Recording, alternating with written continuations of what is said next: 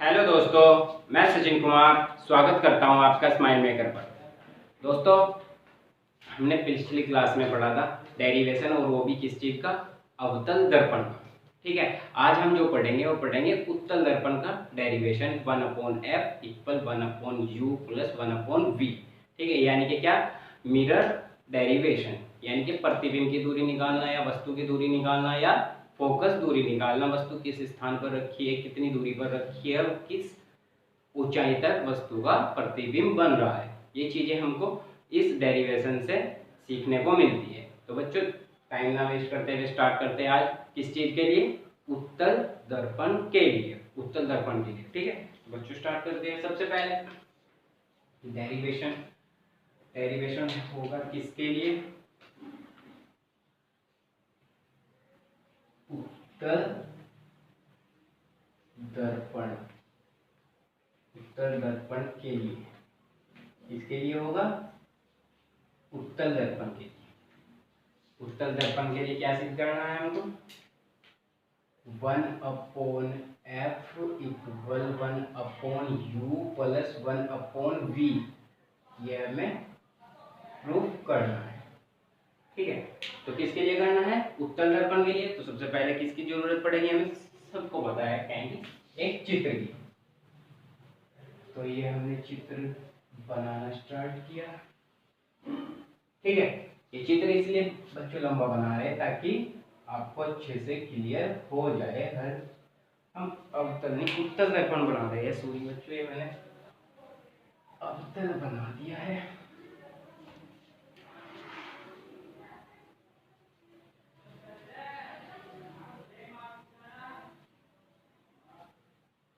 ये बच्चों बन रहा है उत्तल दर्पण।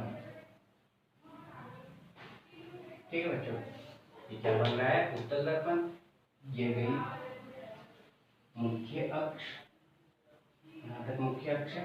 ठीक है, यह बिंदु क्या, P, ये बिंदु P है, ये बिंदु F है और ये बिंदु C है। ठीक है, पकड़ तक के यहाँ तक कोई प्रॉब्लम है बच्चों। ठीक, ये रखिए वस्तु, वस्तु का नाम है A और B। कल की तरह जितना सेम किया था उतना ही करेंगे बच्चों। ठीक है, ये गई कोई प्रकाश की किरण, आपतित और टकराने के बाद परावर्तित, यानी कि परावर्तित हो चुकी है। अब लेकिन हमें बच्चों पता नहीं है कैसे आएगी, तो हमें क्या करना है, अवतल दर्पण में हमने बनाया था प्रतिबिंब, तो यानी कि इसको डैश डैश करके पीछे की ओर मिलाने की कोशिश करते हैं। ठीक है, तो ये बच्चों यहाँ तक आ चुका है। अब नेक्स्ट है, यानी कि कहाँ से होके जाएगी, वक्रता केंद्र से। तो ये गई वक्रता केंद्र, यानी कि यही आपतित और इसी पे ही परावर्तित। ठीक है, तो बच्चों इसको भी हम कैसे प्रदर्शित करते हैं, यानी कि डैश डैश करके, डैश, ये डैश, ये डैश, ये डैश, वक्रता केंद्र। हम कहाँ पे डिवाइड किया इसने, इसको कहाँ पे काटा, इस बिंदु पर। इससे हम खींचेंगे एक लंब, ये लंब खींच दिया तो प्रतिबिंब कहाँ पर बना इसका, ये ए डैश बी डैश। ठीक है, ये हो चुका है। यहाँ तक कोई दिक्कत बच्चों, अगर दिक्कत है तो बच्चों बताना।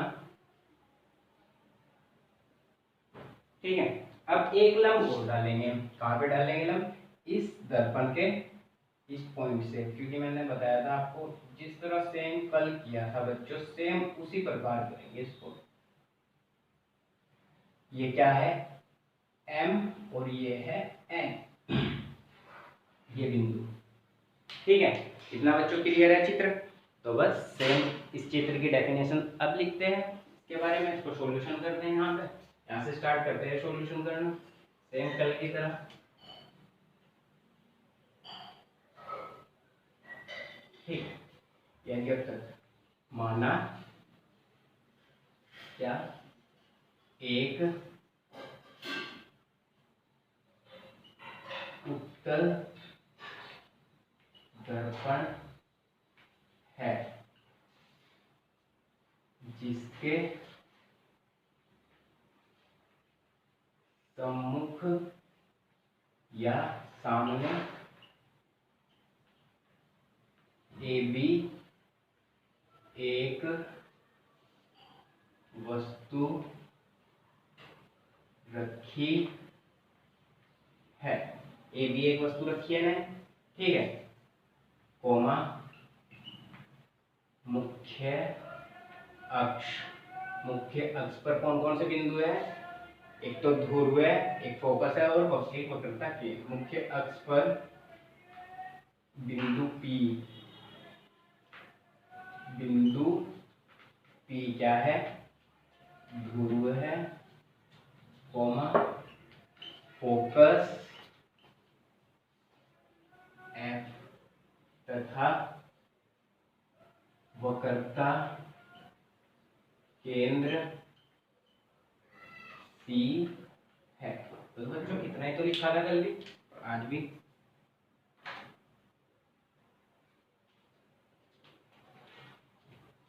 यहाँ तक कोई दिक्कत है, ठीक है। तो नेक्स्ट करना स्टार्ट करते हैं।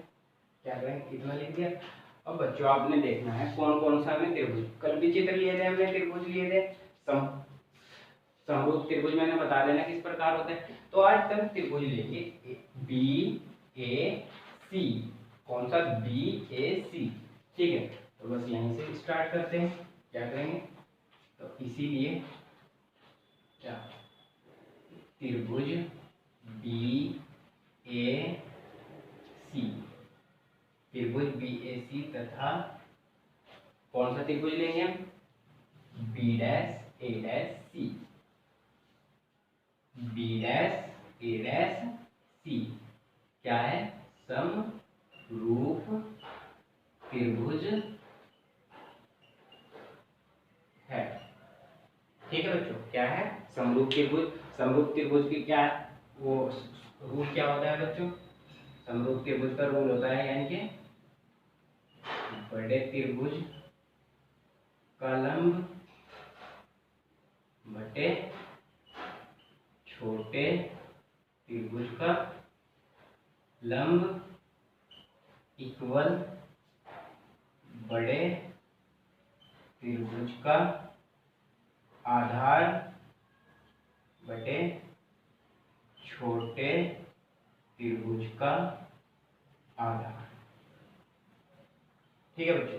छोटे त्रिभुज, तो इसमें देखते हैं बी ए सी में, यानी कि बड़े त्रिभुज का लंब यानी कि ए बी है, तो ये ए बी अपॉन छोटे त्रिभुज का लंब, छोटे त्रिभुज का लंब यानी कि बी डैश ए डैश, यानी कि ए डैश बी डैश इक्वल बड़े त्रिभुज का आधार। बड़े त्रिभुज का आधार कहाँ से, ए सी, यानी कि पूरा का पूरा आधार है, क्या है, ए सी, और बटे छोटे त्रिभुज का आधार ए डैश सी, ये है ए डैश सी, ठीक है। और ये क्या हो चुकी है हमारी समीकरण number first.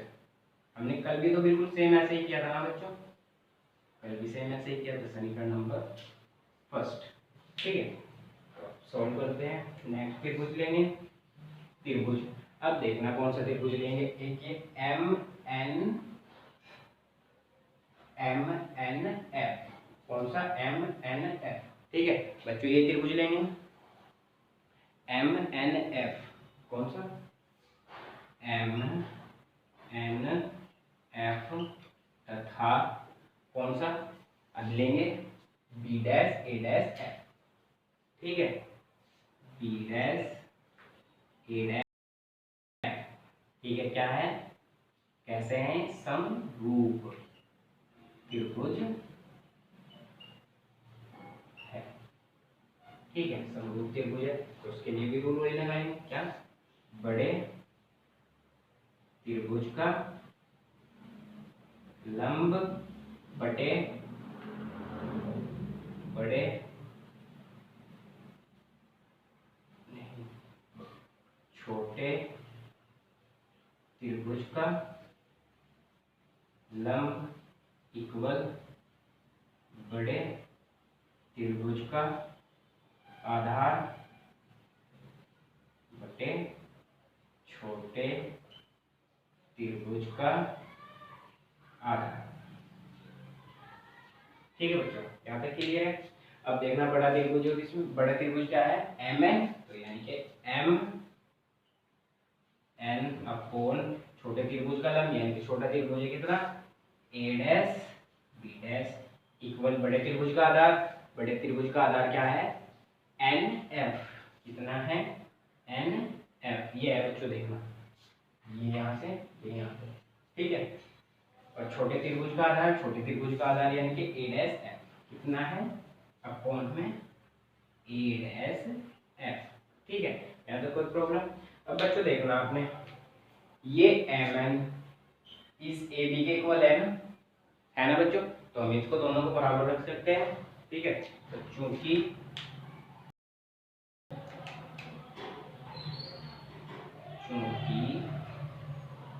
M N equal है ए बी के, ठीक है, तो हम एम एन की जगह क्या रख देंगे ए बी, और ए बी इक्वल होगा A dash B dash equal N F upon A dash F, और ये क्या हो गया हमारी समीकरण नंबर सेकंड,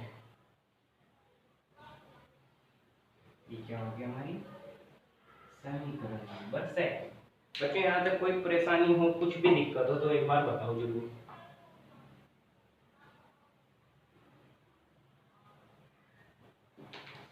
वैसे उम्मीद करूँगा अब तक कोई दिक्कत परेशानी तो होनी है, क्योंकि कल भी हमने बिल्कुल सेम ऐसे ही प्रोसीजर क्या करेंगे, समीकरण 1 और समीकरण 2 को हल करने पर क्या करेंगे, समीकरण 1 तथा समीकरण 2 को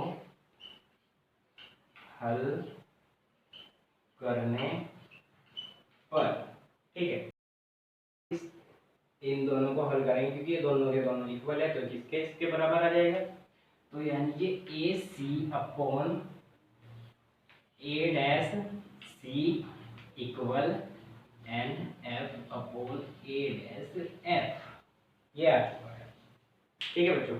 यहाँ तक कोई परेशानी, तो हम इसको यहाँ से सोल्व करेंगे, और इसको सोल्व करते हुए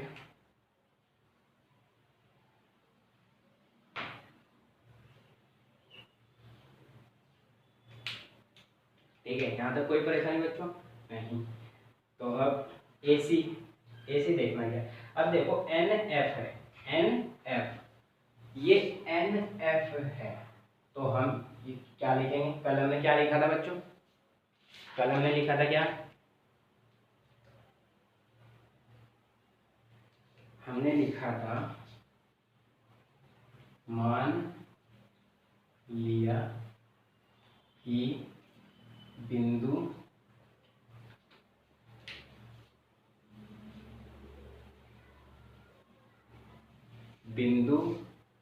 N दर्पण के बहुत समीप है, तो लगभग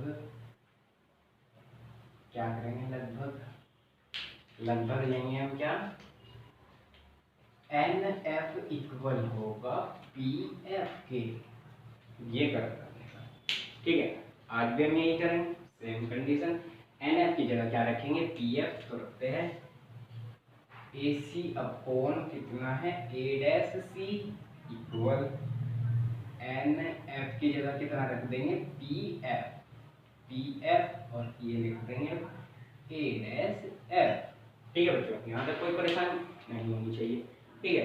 तो अब देखते हैं ए सी की वैल्यू कितनी रखेंगे हम यहाँ से, ए सी देखो ए सी किस प्रकार आ रहा है, यानी कि P A plus P C, यही है ना P A plus P C, ठीक है। तो रखते हैं ए सी को रखेंगे पी सी प्लस कितना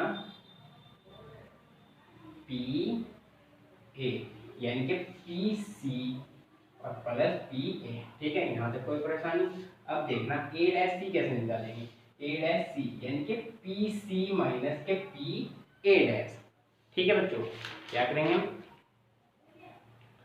पी सी यानी कि ये दूरी निकालने के लिए बड़े में से और ये छोटी दूरी निकाल देंगे, यानी कि पी पी सी माइनस के पी ए डैश, ठीक है, पी ए डैश। यहाँ तक कोई परेशानी नहीं। और पी एफ तो जुगा दूरी है सेम, क्योंकि यहाँ से यहाँ तक की तो कोई दूरी निकालनी है हमें, तो ये पी एफ इक्वल जुगा तो रहेगा ए डैश पी निकाल, ए डैश एफ निकालना, ए डैश एफ यानी कि तो कैसे निकाल लेंगे, P F minus P A dash, कितना निकाल लेंगे, पी ए डैश, ठीक है। यहाँ तक बच्चों कोई दिक्कत नहीं होनी चाहिए बिल्कुल भी। अब यहाँ पे आप एक वो चेन परिपाटी से लिख के देना एक बार, तो उसको लिखते हैं, क्या था, वस्तु, वस्तु कैसे है, वस्तु है ये, ठीक है, यानी कि पी ए और एक किसकी ओर है, इस तरफ है, तो ये होगी माइनस के यू, ठीक है, इस पॉइंट से इधर की ओर है, प्रतिबिंब, प्रतिबिंब, प्रतिबिंब यानी कि P A dash, P A dash, और ये होगा कितना, बी, और ये किस ओर है, इस पॉइंट की ओर, ये पॉजिटिव ही रहेगा, ठीक है। और फिर क्या है, फोकस, फोकस, फोकस कितना है, पी एफ, और ये बी, पी एफ, और रहेगा क्या आएगा, पॉजिटिव, ठीक है बच्चों। ये कल भी हमने ऐसे लिखा था एक बार आज हमने ऐसे लिख दिया है, ठीक है। तो बच्चों यहाँ तक कोई परेशानी, अब इनकी वैल्यू रख देंगे हम, कितनी है, पीसी कितना है, पीसी, पीसी कितना है, वक्रता केंद्र यानी कि सी, और सी वक्रता केंद्र यानी कि पीसी क्या लिखें, तो फिर एक और चीज लिख लो यहाँ पे, या तो वक्रता केंद्र या त्रिज्या, या तो वक्रता केंद्र या त्रिज्या है, और ये क्या है, पी सी, और इसको प्रदर्शित करते हैं आर से, ठीक है, ठीक। तो पी सी बराबर कितना है, R, R plus P A कितना है, माइनस के यू, तो माइनस के यू हो जाएगा, अपॉन पी सी कितना है, आर, और ये माइनस, और ये पी ए डैश बी है प्लस का, तो ये इक्वल पी एफ कितना है, एफ है, अपॉन पी एफ कितना है, एफ, तो एफ, और ये माइनस के पी ए डैश यानी कि, ठीक है बच्चों। यहाँ तक कोई परेशानी है नहीं। तो आर बराबर कितना होता है बच्चों, कल बताया था, आर बराबर होता है 2f के, ठीक है। तो यहाँ आर का मान रख देंगे 2f, तो हो जाएगा 2f minus K u upon 2f minus K B equal f upon f minus K B, ठीक। अब दोनों में क्या करेंगे, ब्रज गुना, इसकी इधर और इसकी इधर, ठीक है। तो अब जब दोनों की गुना करेंगे 2f माइनस के यू गुना कर रहे हैं f minus K B equal f की गुना होगी 2f माइनस के बी के साथ, ठीक। यहाँ पे कोई परेशानी, तो गुना करते हैं 2f की में, तो यानी कितना 2f स्क्वायर माइनस कितना 2fv, ठीक है। अब इसकी गुना होगी माइनस के f u अब प्लस के u v, ठीक है। अब इसकी 2f स्क्वायर और अब माइनस के bf, ठीक है। 2f स्क्वायर से 2f स्क्वायर कैंसिल, ठीक है। यहाँ पे कोई प्रॉब्लम। अब देखना पॉजिटिव वाले एक साइड कर लो, माइनस वाले एक साइड कर लो, ठीक है। तो अब करते हैं इनको सॉल्यूशन। अब देखना 2fv है और ये माइनस के f है, तो इसे माइनस वाले को उधर लेके चले जाएंगे प्लस की तरफ, तो यहाँ पे क्या रहेगा, एक तो बचेगा uv, ठीक है। अब इन दोनों को उधर लेके जाएंगे, ठीक है। तो माइनस के bf तो ये है, और माइनस का उधर जाकर प्लस का हो जाएगा fu, और ये प्लस माइनस का उधर जाकर प्लस का प्लस के 2fv, ठीक। अब देखना ये fv और ये प्लस का, तो कितना बचेगा, पॉजिटिव बचेगा uv अपॉन कितना होगा f, तो यानी कि पॉजिटिव बचेगा ना fv और प्लस के fu, ठीक है। अब क्या करेंगे हम बच्चों से, यहाँ तक कोई प्रॉब्लम, fu से एफ वी यू से भाग करने पर। ठीक है बच्चों, क्या करेंगे? भाग करने पर। तो बच्चों भाग करते हैं हम इसको। जब इसको भाग करेंगे हम, ठीक है, तो भाग हम इसको करते हैं यहाँ पे। ठीक है, तो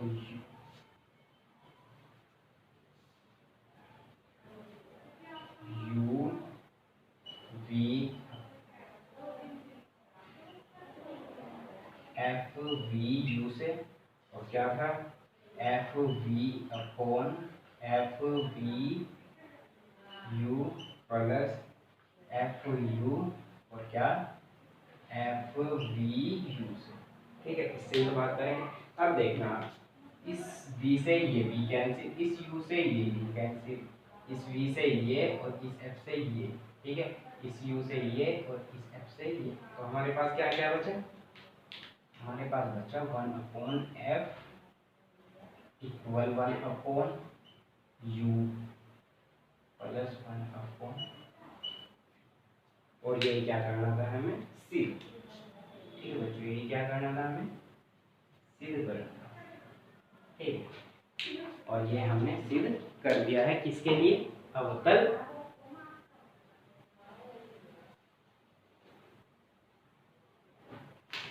ये हमने सिद्ध किया है उत्तल दर्पण के लिए। किसके लिए? उत्तल दर्पण के लिए। ठीक है, ये बच्चों आपने चित्र बनाना सीख लिया।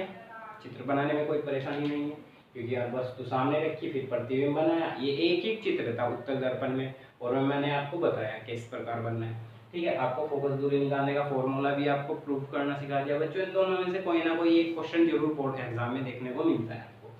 ठीक है, तो सबसे पहले हमने क्या किया? इस चित्र की परिभाषा लिखी, यानी कि जो भी हमने किया उसमें एक अवतल दर्पण लिया, इसके सामने ए भी एक वस्तु रखी, फिर हमने मुख्य अक्ष बिंदु P है, ध्रुव जिसे कहते हैं, फोकस बिंदु F है, वक्रता केंद्र C है। ठीक है, और फिर रखा यानी त्रिभुज, ये बड़े बड़ा ABAC और A'BC। ठीक है, फिर समरूप त्रिभुज का रूल लगाया, बड़े त्रिभुज का लंब बटे छोटे त्रिभुज का लंब, बड़े त्रिभुज का आधार बटे छोटे त्रिभुज का आधार। फिर हमने इस प्रकार किया, फिर ये सेम प्रोसेसर किया, और आपको सेम प्रोसीजर फॉलो करना है। उम्मीद करता हूँ ये आपको क्लियर हुआ होगा, और अगर आपने पिछली क्लास नहीं देखी तो पिछली क्लास जरूर देखें, अच्छे से आपको समझ में आएगा। और ये जैसे मैंने आपको इधर प्लस लिया, इधर माइनस, ये मैंने आपको पिछली क्लास में पढ़ा दिया था कि चिन्ह परिपाटी कैसे यूज करते हैं। ठीक है बच्चों, तो बच्चों अगर वीडियो पसंद आई तो वीडियो को लाइक करें, वीडियो को शेयर करें अपने दोस्तों के साथ, ताकि अधिक से अधिक बच्चों को लाभ हो सके।